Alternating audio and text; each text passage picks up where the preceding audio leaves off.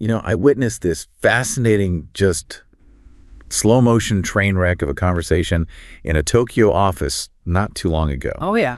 It was, there was this really enthusiastic American expat, right?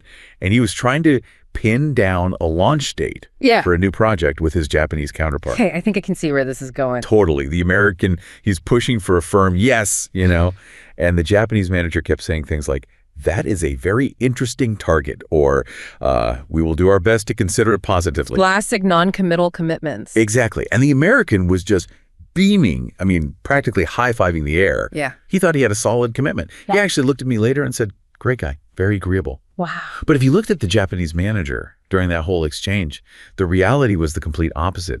He was shifting in his seat. He was sucking air through his teeth. Hiss. Yeah. And he used the phrase, it might be difficult, about 5 times.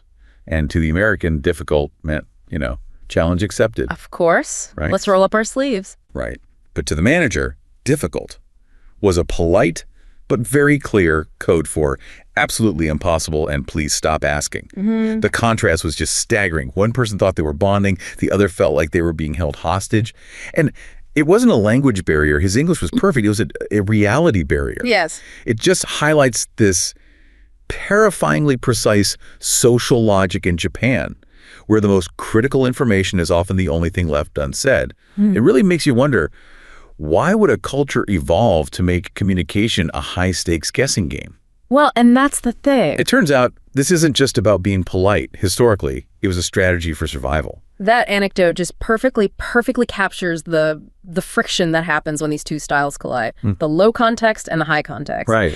And you've really defined our mission here perfectly. We need to look past that superficial idea of politeness and the common mistake of seeing this implicit style as some sort of failure of clarity. Because it's not a failure. It's not a failure at all. What we're going to do is analyze how Japan's preference for this quiet logic, as you put it, is actually a precise, historically engineered system. It's designed to maximize stability, social order, managing everything from business relationships to, and this is the really remarkable part, maintaining a famously low national crime rate. That reality barrier you mentioned. That's our whole subject today. Exactly. Okay, let's unpack this now. Let's drill down into that barrier. We're going to dive into 3 distinct but really deeply interconnected layers of this quiet logic. First, I think we need to establish the foundations, the core philosophical and linguistic concepts that even make this kind of exchange possible. The building blocks. Exactly. Yeah. Second, we'll move to its most visible outcomes, its role in creating and sustaining Japan's renowned high-trust, low-crime society. We'll explore the sociological mechanics of how that actually works. And finally, we'll look at the strategic implications. The cross-cultural minefields this system creates when Japanese companies or diplomats engage globally, especially in, high-stakes negotiations of business partnerships. Right. So we absolutely have to start with the foundation of, well, all cross-cultural communication studies, really. It's this idea of a high-context versus a low-context continuum. Right. In low-context cultures, and you can, typically think of North America or much of Western Europe, meaning it is conveyed explicitly, we rely very, very heavily on the verbal code. The words themselves. The words, the detailed contract, the enumerated list of instructions. Directness and clarity are seen as virtues. It's a good thing to be blunt. So if I write a 3-page email detailing the rationale, the specific deliverables, the timeline for a project, I'm operating in a very low context way. Absolutely. The person receiving it should be able to get 95% of the information just by reading the text. It doesn't matter if they know me or not. Right. The message is self-contained. That's a perfect way to put it. The message is self-contained. Now, in a high context style, like in Japan, the message is absolutely not self-contained. Meaning is derived from the information surrounding the event, the context. And that context includes, the unspoken history between the people talking, their relative social rank, the place where the conversation is happening, and crucially, how the words are spoken. That immediately makes me think of communication in really established personal relationships, like between spouses who've been together for decades. They can communicate incredibly complex ideas with just a single glance or a specific pause or a certain kind of sigh. Yes. Because they have this huge shared foundation of collective knowledge. That is the perfect parallel. It is exactly like that. Yeah. Whether it's built over decades of marriage or through centuries of shared socialization within a very tight-knit insular society, that shared foundation allows for a massive communication shortcut. So let's go back to that word from your story. Difficult. If an American manager says a task is difficult, it usually means, okay, this will be a challenge, but we'll get it done. It's almost an invitation to problem solve. It's a call for action. It is. But when a Japanese manager says, "Soga choto muzukashii desu," it's a little difficult. That subtle phrasing, combined with the context of their roles and the whole environment, transforms into an unambiguous, soft refusal. It almost always means impossible, so let's just drop the subject. It is incredible. The same few words carrying completely opposite meanings, just based on the societal operating system. So the whole system works by presuming that the other person is capable of reading the context, reading the air, tapping into that underlying shared knowledge. That presumption is everything. And this subtlety, far from being vague, is actually incredibly precise. It's codified in the culture itself through very specific terms. We probably need to introduce some of the specialized vocabulary that makes this silent exchange work. Okay, let's start with a term that gets thrown around a lot but maybe isn't fully understood.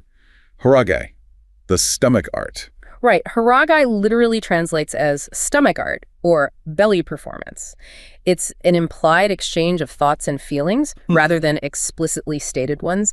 It is a strategic form of rhetoric. Strategic, so it's deliberate. Very deliberate. It's intended to express one's true intention through implication, and it relies heavily on timing, facial expression, and critically, the emotional context.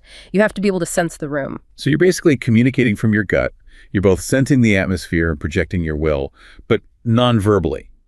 Can you give us a concrete example, like a manager using Haragei in an office setting? Absolutely. So instead of a direct order for a required budget cut, which would create a lot of public tension, loss of face for different departments, a manager who's practicing Haragei might start commenting frequently in meetings about the rising cost of office supplies, or sighing, very pointedly while they're reviewing last quarter's spending reports. The real message, which is, budget cuts are coming, get ready, is conveyed through these subtle, repeated nonverbal signals and sort of oblique conversational references. And that allows the subordinates to act proactively without ever being directly commanded. Precisely. It preserves the manager status and it preserves the harmony of the team. That's a masterclass in indirect leadership. It demands that the subordinate be incredibly astute, but it also lets them save face by getting ahead of the order. Now, if Haragei is this deliberate strategy, there's also a more passive form of understanding, isn't there? Ishindenshin. Yes. Ishindenshin is usually translated as by means of heart, transmitting heart, or simply tacit understanding. It's the ideal of a shared understanding that's achieved without any words at all. So how is it different from Haragei? Well, unlike the deliberate projection of Haragei, Ishindenshin is passive. It's a spontaneous, shared comprehension between people who are already closely aligned. Traditionally, this is seen as the most sincere form of communication. It's silent, it comes from the heart or the belly, what they'd call the uchi, the inside. And that's distinct from? Very distinct from overt communication through the mouth, the soto, or outside, which is seen as being vulnerable to, flattery, lies, insincerity. That whole framing, that the deepest truth flows beneath the spoken words, that's profound. It really dictates where sincerity is located in the culture. It does. So if silent communication flows from the gut, how does the culture give that silence a physical, respected structure? I feel like that's where we get the concept of ma, the eloquence of space. Yes, ma. It's a core aesthetic and philosophical concept. It's the conscious appreciation of the emptiness or the interval, the pregnant pause. So it's not just nothingness. Not at all. It's the negative space in architecture, or the silence between the beats in music, or the blank canvas that surrounds the subject in an ink painting. In communication, ma signifies that what is not said can hold vastly more weight and meaning than what is overtly expressed. So to master ma in a conversation, you have to be doing this active listening that goes way beyond the words. You're forced to assess the weight of the silence, the timing of the pause, the whole context. Exactly. You have to read the space. This entire framework, it just seems to demand this really rigorous management of one's external presentation to maintain stability. And that brings us, I think, to the famous dichotomy, Honne and Tatemae. Right. So Han refers to a person's true feelings, their desires, their real intentions, and these are usually hidden from public view, reserved only for one's closest inner circle. And Tatemae. Tatemae is the flip side. It's the public behavior, the professional facade, the outward opinion that is expected by society or by your role or your position. And it seems like Tatemae is the engine that runs this whole high-context system. It shows up as these vague statements or polite white lies that are meant to keep the gears turning smoothly. Yeah. But why is it so essential? Why can't people just speak their minds? Because direct conflict, disagreement, or any kind of public failure are seen as profound sources of shame, or Haji. And that shame can irrevocably reduce your social standing. So minimizing discord, avoiding confrontation, these aren't just polite manners, they are paramount social goals. All to uphold what they call social harmony. Exactly. Tatemae is the essential mechanism that prevents the friction of raw Han from just rupturing the entire social fabric. It sounds incredibly stressful internally, though. I mean, if you fail to balance your true feelings against your public obligations, that tension must be immense. Oh, it is. It's the source of significant internal conflict. The struggle between Han your personal desire and Giri your social obligations or duty is a core recurring theme in Japanese traditional drama and literature. It illustrates this deep pressure on the individual to suppress their personal truth, to sometimes even choose self-sacrifice in order to maintain that greater social harmony, that wa. So the societal cost of failing to conform to Tatemae is just so high that most people would rather endure the internal stress than risk external exposure or confrontation. That's it in a nutshell. So if managing Honne Tatemae is all about maintaining harmony or wa, then that commitment isn't just about polite etiquette. It feels like it's a deep-seated cultural contract that's rooted in historical necessity. You have to emphasize the historical context here. This reliance on indirectness, on collective behavior, it didn't emerge from some abstract aesthetic preference. It came from necessity, from living in a very precarious environment. Right. Japan is a chain of islands. It's a chain of islands subject to constant catastrophic natural threats, earthquakes, tsunamis, volcanic activity, historical famines. In these small, interdependent island communities, any disruption from internal conflict, say a feud over resources, could genuinely endanger the survival of the entire group. So conflict avoidance wasn't just nice. It was a sophisticated strategy for survival. It had to be. So this idea of peaceful unity and conformity, it became a non-negotiable cornerstone, prioritizing what the community needs over individual assertion. And this collective focus has really tangible, measurable outcomes, especially when we look at the astonishingly high social trust and low crime rates in Japan. The mechanism is social control, but through implicit means. And it's perfectly illustrated by the idea of Seken the public gaze. Okay, let's talk about that anecdote of Kaito, the university student. Yeah. He finds a wallet just stuffed with cash in Shinjuku, which is this massive, chaotic urban hub. A Western mindset would probably assume the wallet gets returned because of, fear of the police or legal penalties. But that's not what drove him at all. Not at all. Kaito's reason for immediately returning that wallet wasn't some external law. It was an acute physical sensation. He described the feeling of holding that cash as being like holding a burning coal. He felt this overwhelming awareness of Seken, the public gaze. Even though he was physically alone, nobody was watching him. That is phenomenal. It suggests that the city itself, the society, is just permeated by this invisible communal judgment system. It is. The awareness of the public gaze functions as an invisible, self-policing social structure. In this high-context culture, the psychological cost of breaking that unwritten social contract, of disrupting the implied wa, it's internalized so deeply that it becomes psychologically unbearable for the individual. So this intense pressure to conform to the group's expectations creates a deterrent that's more immediate and maybe more reliable than external rule of law enforcement. I think so. It's what underpins why Japan can maintain such incredibly high levels of social trust. And this cultural dimension, it's so potent that criminologists actually identify it as the best explanation for what they call Japan's criminological paradox. Yes. The statistics from the post-World War II period, they are just baffling to Western models. Between 1952 and 1990, Japan went through this massive, rapid modernization, industrialization, urbanization, all structural factors that led to soaring crime rates in every comparable Western nation. But not in Japan. But not in Japan. In fact, crime in Japan varied inversely with crime in the West. It showed a steady, significant decline during that period. So the economic structures and the social complexity became similar to the West, But that cultural transformation, that shift toward aggressive individualism and personal rights, it just didn't happen in Japan during that crucial period. That is the consensus. The culture fosters an intense self-control that's been built on centuries of collective necessity. Japanese citizens are consistently characterized by researchers as, cautious, patient, punctual. They intentionally avoid the hallmarks that are often associated with criminal deviance: recklessness, risk-taking, short-sightedness. And the mechanism for maintaining this kind of uniformity of behavior seems to be the collective unit, the kaisha, the company. Absolutely. Group consciousness is the engine.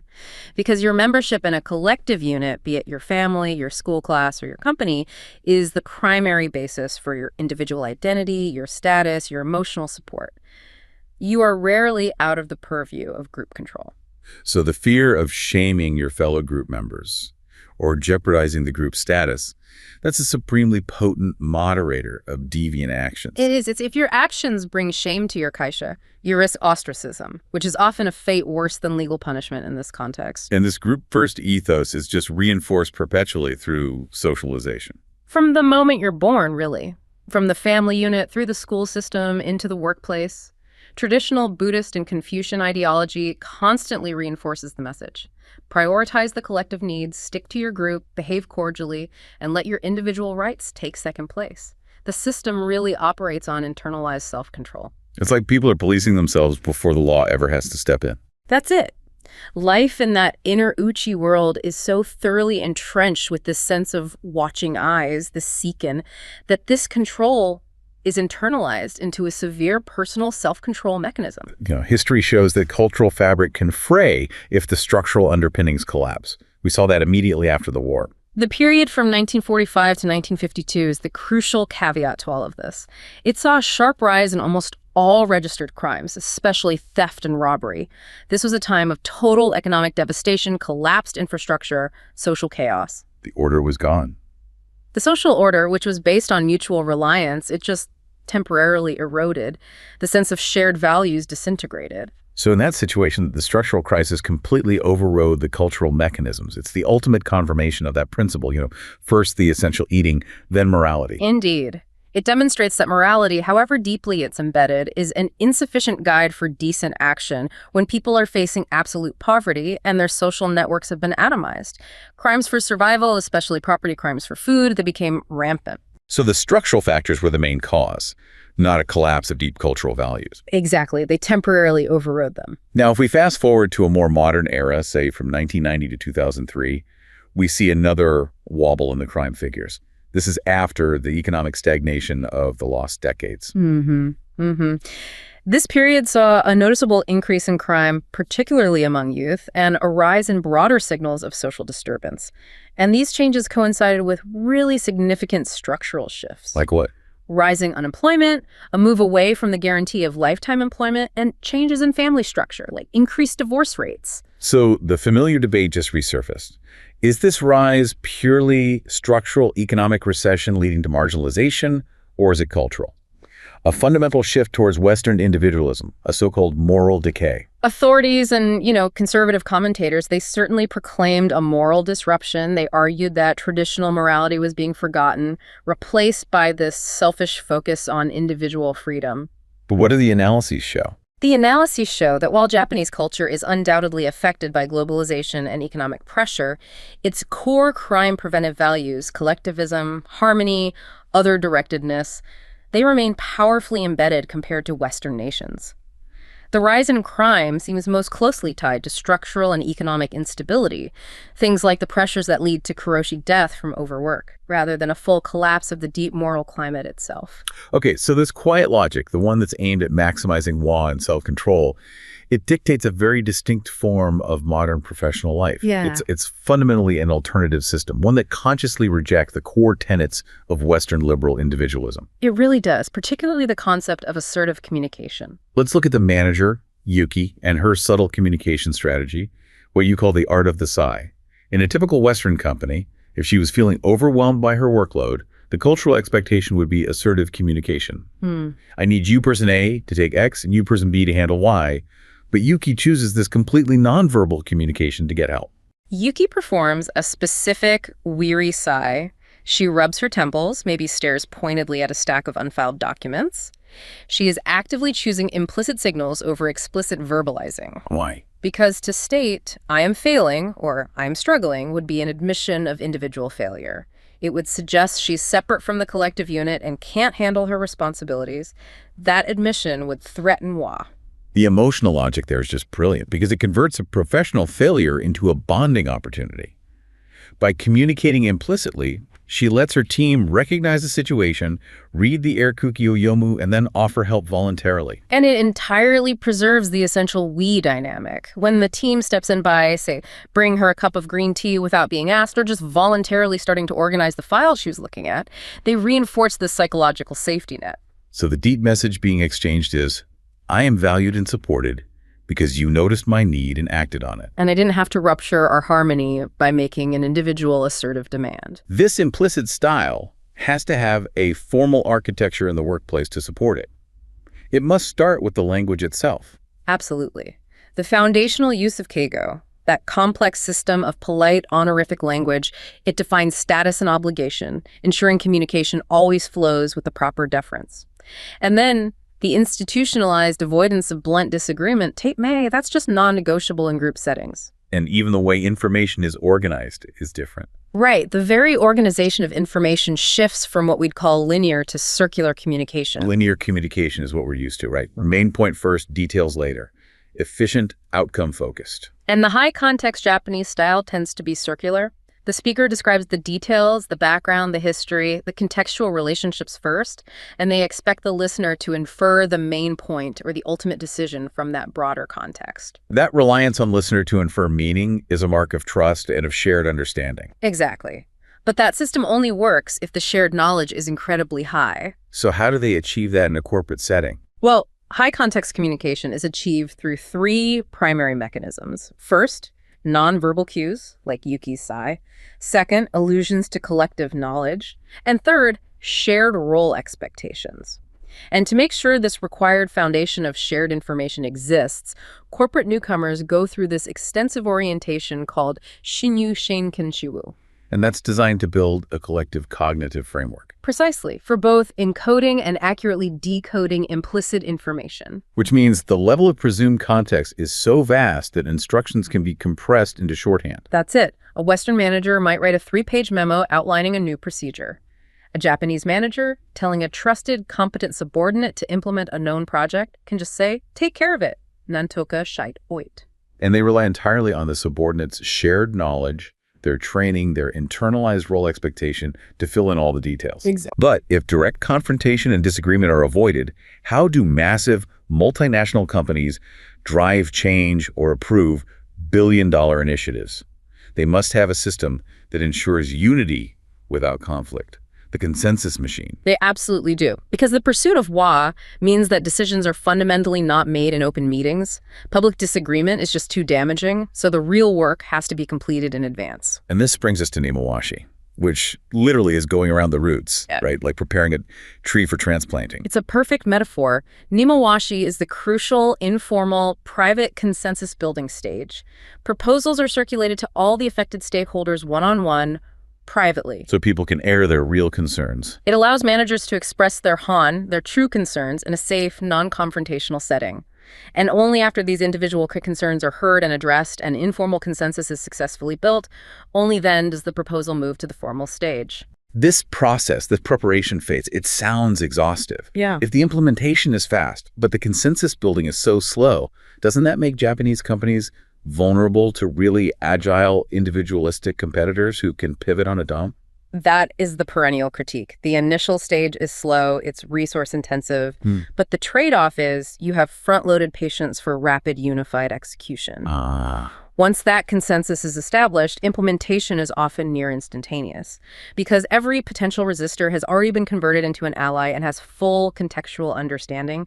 There are no sudden surprises, no internal saboteurs, no last-minute turf wars stalling the project. And the formal stage of this pre-agreed decision is the ringi. Right. The ringi process involves circulating a formal written approval document, the ringisho, and this document goes sequentially to all the relevant managers who add their seals or their signatures, their hanko. The purpose is to formalize that unanimous support. So the meeting is just a formality. The subsequent formal meeting merely serves to confirm the decisions that were already reached through Nimawashi. And none of this architecture works without a rigid, respected hierarchy that dictates who speaks, when, and how. Hierarchy provides the essential structure. The senpai-kohai relationship between senior and junior staff, it governs everything. From the use of Keigo to seating arrangements like kamiza, the upper seats of honor versus the lower seats near the door. Seniority dictates not just title, but often who has the implicit right to the final say, or whose concerns get prioritized. This structural clarity allows that implicit communication to flow without ambiguity. That structure is also reinforced by this intense focus on environmental order and efficiency. We hear a lot about philosophies like Kaizen and the 5S method. They are critical cultural pillars. Kaizen means continuous improvement.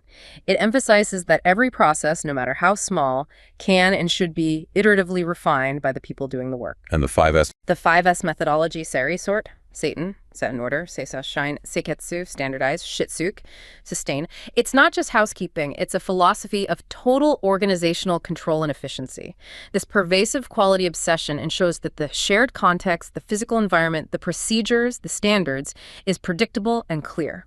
It supports the implicit system by removing unnecessary variables or friction. Okay, but when this profound internal system, this quiet logic, collides with the direct, outcome-oriented, low-context world of international business and diplomacy, that subtle logic often becomes a serious liability.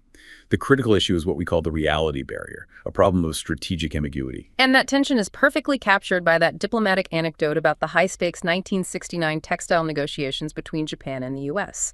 The U.S. delegation was demanding firm limits on Japanese textile exports to protect their domestic industries. And the Japanese prime minister, who's facing enormous domestic political pressure that prevented him from agreeing, he gave that famous reply, Zencho shimasu, which translates as, I will do my best, or I will handle this constructively. To the American delegation, this was interpreted as an unconditional commitment, a yes.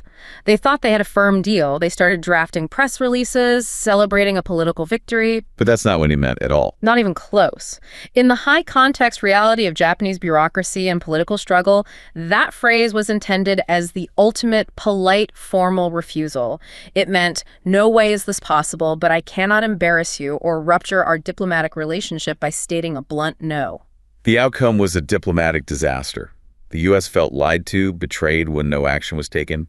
It led to significant political and diplomatic fallout. That reality barrier caused a fundamental misread of intent. The priorities were just entirely mismatched. The Japanese priority was maintaining the atmosphere, the harmony, saving face for the visiting delegation. The American priority was clarity of outcome, the hard fact of the export limit. When vagueness is intended as a polite, face-saving refusal to preserve wa, it is frequently misconstrued as intentional deception internationally. So if you're navigating high-stakes negotiations, you have to recognize that the relational, cautious, circular Japanese style is structurally incompatible with the typical Western direct, linear, and outcome-focused ideal. You have to discard the expectation of a lone wolf, aggressive negotiator. Japanese negotiation teams tend to be large, they're focused intently on building long-term relationships, and they prioritize maintaining wa above almost any short-term gain. The process will be slow. Because they're still doing nimawashi internally. Exactly, even while they're sitting across the table from you. So if blunt disagreement is culturally forbidden, how do you read resistance? How do you know if you're being given a subtle no? Silence and nonverbal cues are the key signals you have to be able to decode.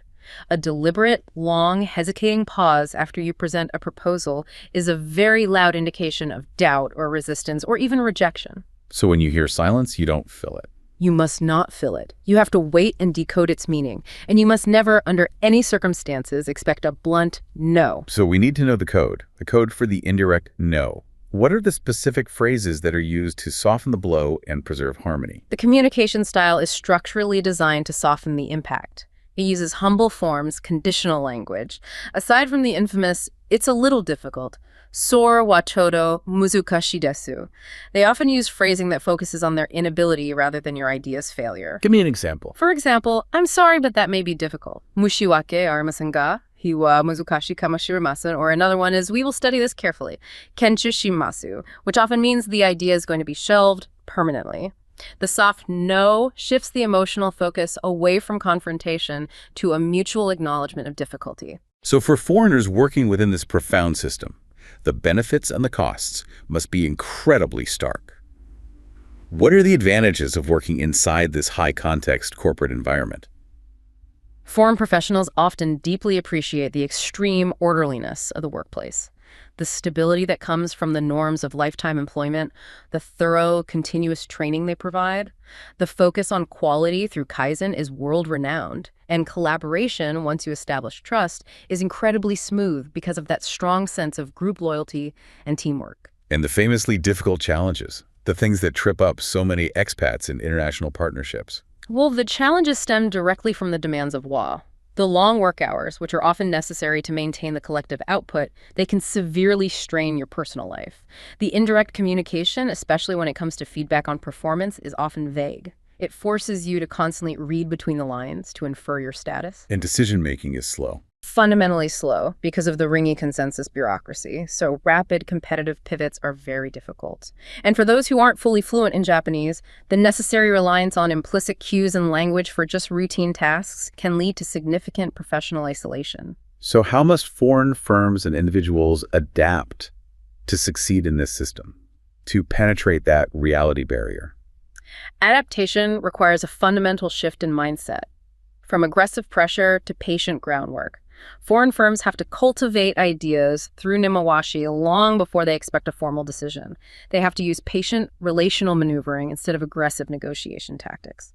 And crucially, trust is earned by rigorously keeping promises, prioritizing the relationship over the immediate transaction, and making sure all your communication provides the full background context. You have to provide the high context every time. Every time, until the relationship can truly rely on Ishindenshin. You know, we've taken a really deep dive today. We started from a simple, frustrating misunderstanding in a Tokyo office, and we've moved through centuries of cultural evolution. We can now see how these subtle cues, a weary sigh, the careful use of the word difficult, are so deeply interconnected with profound social harmony, historical survival strategies on a precarious island, and even why Japan maintains its famously low crime rates. What we've analyzed is that the Japanese implicit style, it's not a lack of communication or just mere politeness. It's communication with extraordinary precision and empathy. It's a powerful, conscious system designed to maximize social cohesion, that WA and collective security. And that's achieved at the expense of individual assertion. At the necessary expense of overt individual assertion, yes. And it defines this powerful alternative modern life that prioritizes group feeling and contextual awareness over the pure, unvarnished individual fact. The quiet logic of Japan, embodied in the weight of a pause or the carefully chosen soft refusal, it illustrates a profound truth. The stability of a society can often be determined not by the volume of its commands, but by the shared silent understanding of its members.